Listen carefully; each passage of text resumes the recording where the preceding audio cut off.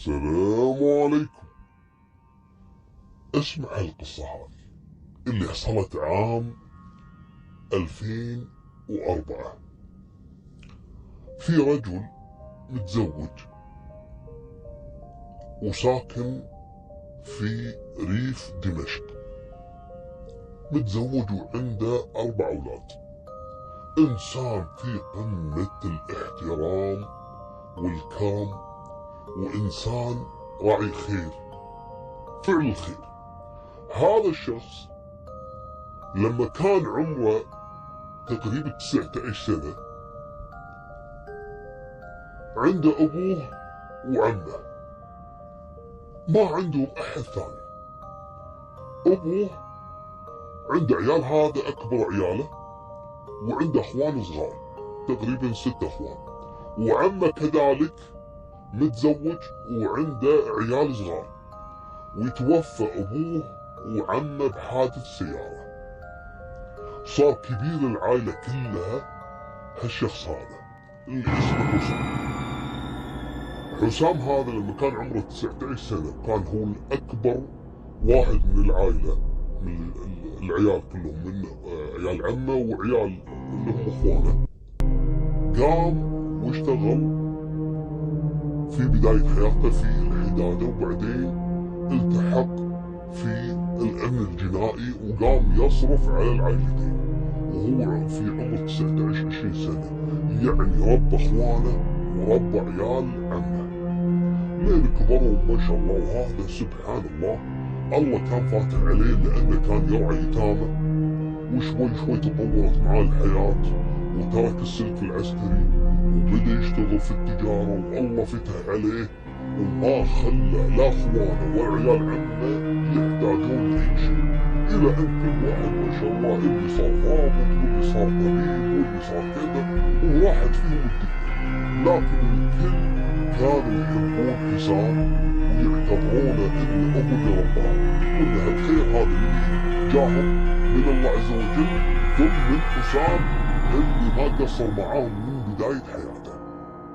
المهم هذا حسام هم كبر وتزوج وصار عنده عيال، ويوم من الأيام احتاج يروح يخلص بعض الأعمال يعني تخص يعني الموضوع الجنائي في بعض المحلات، وطالبين منه ورقة من الأمن الجنائي.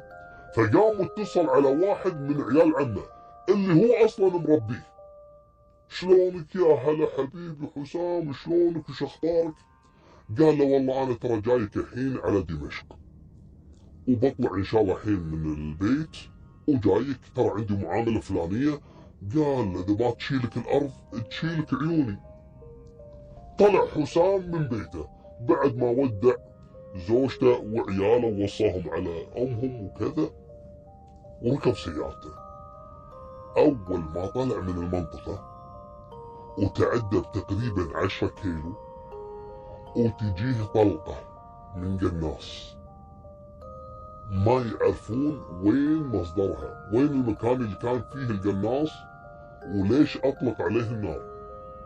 المهم هالطلقة هذه اخترقت راس حسام ومات على طول، لأن هذه الطلقة كانت من سلاح قناصة يسمونه 12 ملي ونص، يسمونها مخترق متفجر. هذه كانت الطلقة إذا أصابت سيارة ولا أصابت إنسان مستحيل إنه ما يموت، لأنها كانت تسبب انفجار، وكان دائما الضحايا يموتون على طول أو يتقطعون. ماكم بالطويلة، ولد عمه ضابط في الأمن الجنائي، وطول عليه حسام ما جاه. يسأل وش فيه تأخر، يتصل على هلا وهو جايني في الطريق وليش تأخر؟ قالوا له والله ما ندري، طلع من عندنا وفعلا قال انه بيجيك على دمشق. المهم لما بحث قالوا له انه في حادث، واحد لقيناه مقتول على الشارع العام وموجود في سيارته، وفي طلقة اخترقت الزجاج الأمامي للسيارة وأصابته في الرأس. زعل عليه ولد عمه، زعل كأن اللي ميت أبوه، أعز من أبوه.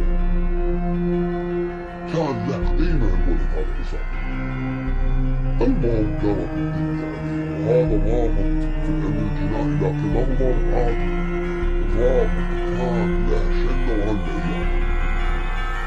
من اللي قتله ومن اللي تجرأ وهالطلقة وين مصدرها. المهم قلب الدنيا، وطب الشرعي وكذا قالوا له هذه طلقة من قناصة هذه، ما هي طلقة عادية. والطلقة اللي 12 ملي ونص هذه كبيرة، يعني تبين عن طلقة الرشاش وكذا يبين، والعلم تطور وقتها.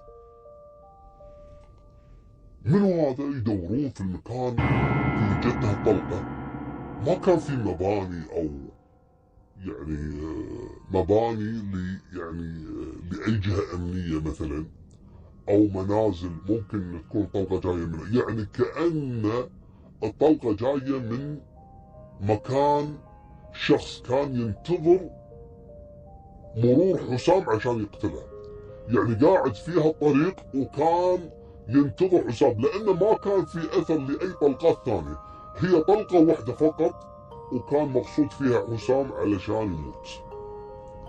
ولد عمه قال أنا ما راح أخلي الموضوع يمر بهالسهولة هذه، لازم أعرف من اللي قتله.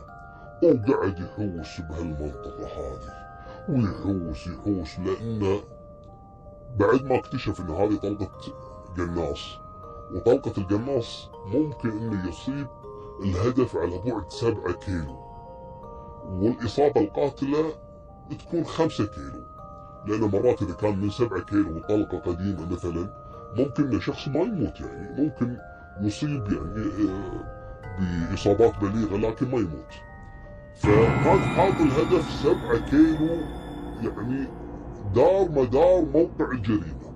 وقعد يبحث يدور قلب الدنيا، حط له مخيم في موقع الجريمة وتدخل وكلم المسؤولين وسلموه ملف القضية. قاعد يدور همه فقط يعرف مصدر هالطلقة. ومن أصعب القصص الجنائية لما تكون فيها طلقة قناص، وفي أفلام أجنبية كثير تكلمت بنفس الموضوع هذا. هني عندنا بالكويت حصلت كذلك نفس الواقعة، في آسيويين اثنيناتهم ماتوا من طلقة قناص. قعدوا يبحثون فترة طويلة، اكتشفوا بعدين انه واحد مراهق كان يطلع من سطح بيتهم من منطقة تبعد عن موقع الجريمة أكثر من 4-5 كيلو، وكان يعني يتدرب على سلاح القناصة، ماخذ سلاح والده، وكان يطلق على آسيويين على بعد 5 كيلو يطالعهم من خلال المنظار، وقتلهم وهو ما يدري انه قاتل. هذا طبعا طريقة إلقاء القبض عليه أنا سبق إني ذكرتها في فيديو سابق، ما لكم بطويل عشان أنا بس أوضح لكم مدى صعوبة العثور على القناص، وقصص القناص الكثيرة حصلت في العالم. المهم هذا قاعد يدور وحزين على ولد عمه ويتهدد ويتوعد. قال أنا راح أخلي ملف القضية هذه يكون ملف متكامل، يعني راح أبدأ أحقق مع جميع أقارب حسام اللي هم كذلك عيال عمه. بدأ يسألهم واحد، أنت شنو علاقتك بحسام؟ متى آخر مرة شفت حسام؟ شنو يعني المواقف اللي حصلت؟ يعني يدور أي دافع لأي شخص إنه يقدم على قتل حسام. ليش؟ أول ما مسك زوجته، قال لها أنت شنو بينك وبين حسام؟ قالت بالعكس حسام هذا زوجي وأنا أحبه وأنا كذا وعندنا أولاد. سأل عياله قالوا يبا أبونا هذا أصلا ما في مثله بهالدنيا، أبونا كان يخدم الغريب، فما بالك لما يكونون عياله. استبعد الزوجة واستبعد العيال، بدأ يحقق مع عيال عمه، بدأ يحقق مع الجيران، يحقق مع الناس اللي يشتغل معاهم حسام في التجارة وكذا. ما عثر على أي دليل يوصله إلى المجرم. رجع مرة ثانية إلى زوجة ولد عمه. قال له أنا صحيح إني حققت معك، لكن هالتحقيق هذا ترى ما هو أنت المقصودة. أنا بعرف خلفية الماضي اللي حصل معك. أنا سمعت قصة من أحد الحريم الكبار أن أنت لما تزوجت ولد عمي حسام كنت يعني سبق أنك كنت متزوجة. قالت هذه قصة قديمة وكذا. إيه فهمينا شنو القصة؟ القصة هذه ترجع إلى 15 سنة قبل. قالت أنا كنت متزوجة، ويوم من الأيام زوجي طلع من البيت وتم قتله عن طريق شخص مجهول أطلق عليه النار ومات. قال زين وبعدين؟ قالت الكارثة اللي أكبر من هذه إن بعد 10 سنوات من مقتل زوجي انقتل ولدي اللي كان عمره وقتها 13 سنة. من بعدها تزوجت أنا حسام. الكلام هذا قبل 15 سنة. يعني القصة اللي قاعد تسولف عنها إيه صار لها أكثر من 23 سنة قبل مقتل حسام. قال لها الحين زوجك الأولاني تم قتله، وولدك اللي كان عمره 13 سنة تم قتله؟ قالت إيه نعم. شلون قتل ولدك الحين؟ قالت ولدي واحد أطلق عليه النار، لكن قصة ولدي وزوجي كانت ضد مجهول لأنه ما عرفوا منه، وكانت الأوضاع متوترة أيامها والكلام هذا قديم هني قال لا. قال لها وين ملف القضايا وفي أي منطقة؟ قالت له المنطقة الفلانية لما كنت أعيش مع زوجي، وينتقل إلى المنطقة المركز هناك ويفتح ملف قضية مقتل زوجها وبعدين مقتل ولدها. وكانت التقارير تتكلم عن طلقة يسمونها خارق متفجر، وأيامها ما كان التطور الجنائي، ما كانوا يعرفون أن هذه الطلقة مختصة في سلاح اللي هو القناصة. طابق الطلقات هذه طبعا التقارير مع تقرير مقتل حسام كانت الصدمة ان نفس الطلقات من 23 سنة اللي اصيب فيها زوجها وولدها بعدها اصيب فيها كذلك حسام. هني هذا الضابط انجن. قال لا مستحيل يكون نفس الشخص من 23 سنة هو نفس الشخص اللي قتل الشخصين اللي هو الاب وولده وقتل بعدين حسام. رجع للزوجة قال لها انت كنت متزوجة منه؟ قالت هذا واحد تقدم لي وقصتي كذا وبالعكس انسان محترم والله رزقني منه بولد ومات، وفي ظل الاوضاع كانت متوترة ايامها ومن هالكلام وكان في انقلاب مدري شنو، وقالوا ممكن ان هذا كان في جريرة الانقلاب اللي كان حاصل. قال مو معقولة. زين ولدك ليش انقتل؟ قال لأنه كان طالع بالشارع قال لا مستحيل مستحيل، في شيء غلط بالموضوع. الحين خلص حصر الجريمة ورجع للماضي اللي ممكن تكون بداية يعني الجريمة هذه نفسها. هذه كانت بدايتها سالفة مقتل زوجها الأولاني وولدها. قال زين لما مات ولدك ومات زوجك قبله ما ربطتي بين الحدثين؟ قالت كل اللي اسأله ايامها يقولون ان القاتل مجهول، وفي ناس ياما انقتلت بالشارع ما حد عرف وانا مالي احد. وبعدين لما شاف حسام، وحسام طبعا من عيال عمها لكن من بعيد شوي، يعني مو لازم ولد عمها، لازم ولد عمها من اقارب ابوها، تقدم لها بعد ما عرف انه مات زوجها ومات ولدها وهو كان يحبها يعني، وهي كانت مرأة جميلة وتزوجها والله رزقها منها بعيال. بعد 15 سنة كذلك هو انقتل. المصادفة الغريبة في الموضوع ان نفس الطلقات اللي أصيب فيها كل الأشخاص الثلاثة هي نفس الطلقة من قناص. طبعا هذا اللي اكتشفه الضابط. يعني مصدر المصيبة عند منو؟ عند الزوجة. قال لها إلا تقولي لي قبل لا تتزوجين زوجك الأولاني شو اللي حصل؟ في أحد من عيال العم مثلا نهى عليك، يعني النهوة أو الحجر أو منعك من الزواج، أو أحد كان معارض على الزواج؟ قالت لا، بس كان في واحد اسمه هزاع. قال لها حلو، سولفي وانتم اسمعوا السالفة بعد. هزاع هذا كان عمره 18 سنة أيامها، وهزاع كان معجب فيها البنت هذه الزوجة قبل لا تتزوج طبعا، وكان عمرها 15 سنة. المهم هزاع هذا عائلته من العوائل المعروفة في المنطقة وراعي مشاكل وعندهم نفوذ وعندهم، وحط عينه على البنت قال أبي أتزوجها. وخذ أمه وأبوه وراحوا حق أهل البنت، قالوا يبا نبي بنتكم لولدنا على سنة الله ورسوله. قالوا بس ولدكم هذا تو عمره 18 سنة، لا مكمل دراسته، لا هو موظف، لا هو شيء. قال لي مو مشكلة يتوظف. شلون يتوظف؟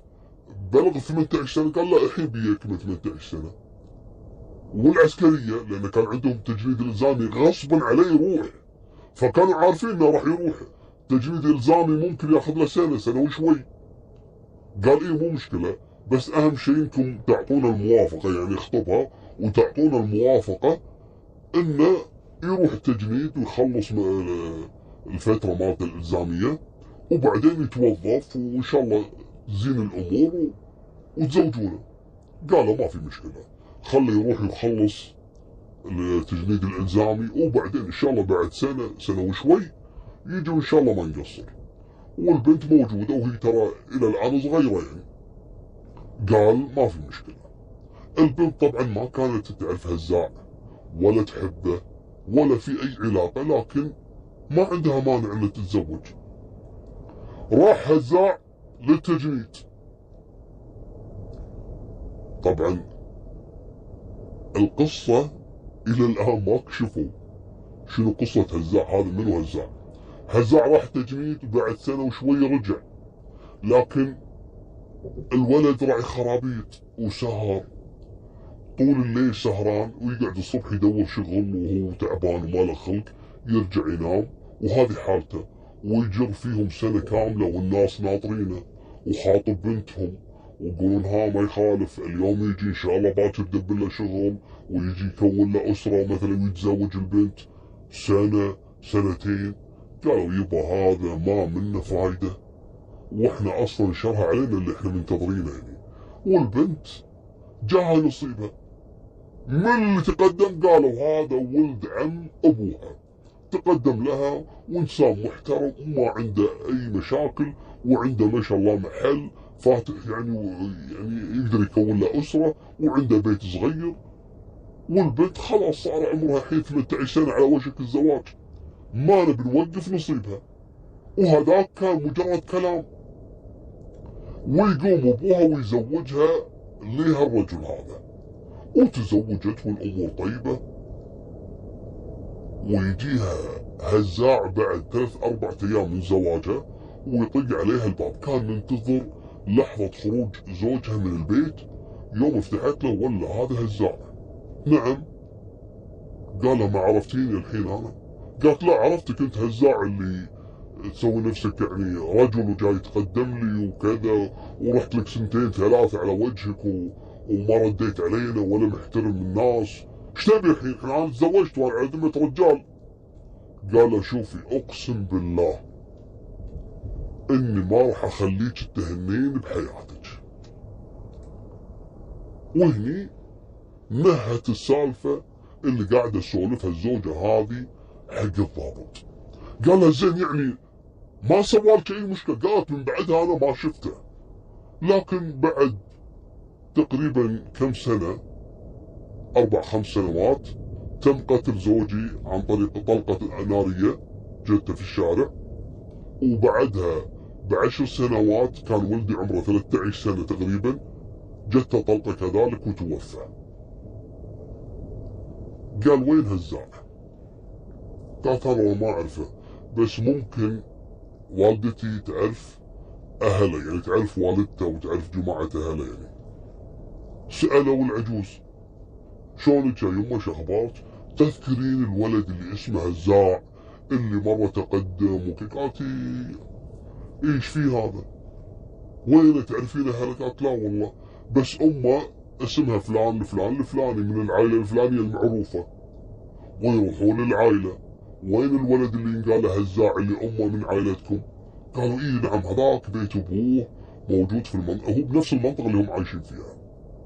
ويروحون ويطقون عليه الباب، ولا هذا هزاع الى الان قاعد في بيت ابوه، لا تزوج ولا استقر ولا وراعي خرابيط، والبيت قالبه ثكنة عسكرية. شلون؟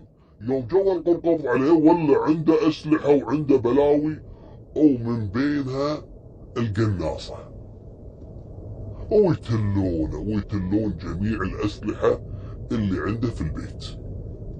لكن يبون يتأكدون، طابقوا القناصة اللي عنده مع القناصة او الطلقة اللي عثروا عليها في سيارة حسام الله يرحمه، اكتشفوا انها مطابقة. بدأ التحقيق مع هزاع. يا هزاع احنا متأكدين الحين 100% ان انت اللي قتلت حسام، لكن نبي نسألك سؤال، ليش قتلته؟ ويبط لهم الجلبة. ولا حسام مجنون، صار له اكثر من 23 سنة وهو ما عنده اي شيء يفكر فيه غير هالبنت هذه اللي تزوجت وتركته. قالوا ما انا بقول لكم السالفة، ودام اني يعني تم اكتشاف اني انا قاتل لي واحد، فهي مو فارقة اني اقول لكم انا كم واحد قتلت اصلا. شلون؟ تكلم. قال من 23 سنة، يوم دريت انها وافقت على ولد عمها من جماعتها وتزوجته، وانا فعلا رحت لها البيت وهدتها، لكن علشان ما اخلي احد يشك بالموضوع انتظرت لي كم سنة، 3 سنوات 3 4 تقريبا، وسمعت ان عندها ولد، وانتظرت زوجها في يوم من الايام وهو راكب سيارته، اول ما طلع على الشارع واجيه بالقناصة واضربه فيها الطلقة هذه واذبحه واقتله. طبعا احنا باللهجة الكويتية نقول ذبحته يعني قتلته. المهم وقعدوا يبحثوا رجال الامن عن مصدر هالطلقة، لكن انا كنت ابعد عن مسافة الجريمة اكثر من 5 كيلو، علشان مستحيل احد يعرف وين مصدر هالطلقة. وكنت احضر عزا هالرجل هذا، وكنت اتعمد اجي عند بيته علشان اشوف هالبنت وهي تبكي على زوجها. وبعد 10 سنوات تذكرت السالفة، قلت ليش ما اقتل ولدها واحرق قلبها كذلك. وقعد اتنطر، ولا هذا فعلا ولدها صار عمره 13 سنة، ويوم من الايام وهو طالع وجيه بهالقناصة واعطيه طلقة واقتلها، وبعدين تركتها ونسيت. طبعا هذه المسكينة انهارت، زوجها مات، وبعد 10 سنوات مات ولدها اللي ما عندها غيره، وتقدم لها ولد عمها اللي هو حسام وتزوجها. يقول بعدين بعد مرور سنوات وانا اشتغلت الحين على هالقناصة، قمت يتم استخدامي، اي واحد عنده واحد يبي يقتله ثار شيء يقوم يقتل في العالم، ومرات يستخدمها في عمليات السرقة، وكان يتنطر الضحايا على الطرق العامة ويقتلهم، وكان يسرق اللي عندهم بعد ما يموت صاحب السيارة ويشوفه لين السيارة توقف على الشارع، يجي من بعيد ويقوم يفتش السيارة ياخذ اللي فيها وينحاش. وكانت هذه شغلته. يقول أنا بعد 10 سنوات وشوي تذكرت المرة هذيك، فقعدت أضحك. قلت معقول الحين إن أحصلها يعني وألقى إن زوجها موجود وكذا. يقول فعلا لما رحت أسألهم إلى الآن موجودين في نفس المنطقة تقريبا، لكن في يعني نفس المحافظة، لكن في قرى يعني بعيدة عن بعض شوي. يقول لما سألت ولا إنها متزوجة وعندها عيال وعندها كذا، وقعدت أسأل منو زوجها لين عرفت إن هذا اسمه حسام. لا، وكان عنده خير وعنده محلات. قلت والله ما خليها تهنى، وبعد عندها عيال. وتنطرت ذاك اليوم وشفته طالع، لين طلع برا القرية 10 كيلو تقريبا، وأطلق عليه النار وأقتله وهو كذلك. يخرب بيتك يا هزاع، شو الحقد وهالقلب اللي عليك، قلب بعير. ما نسى السالفة وماخذها وناسة.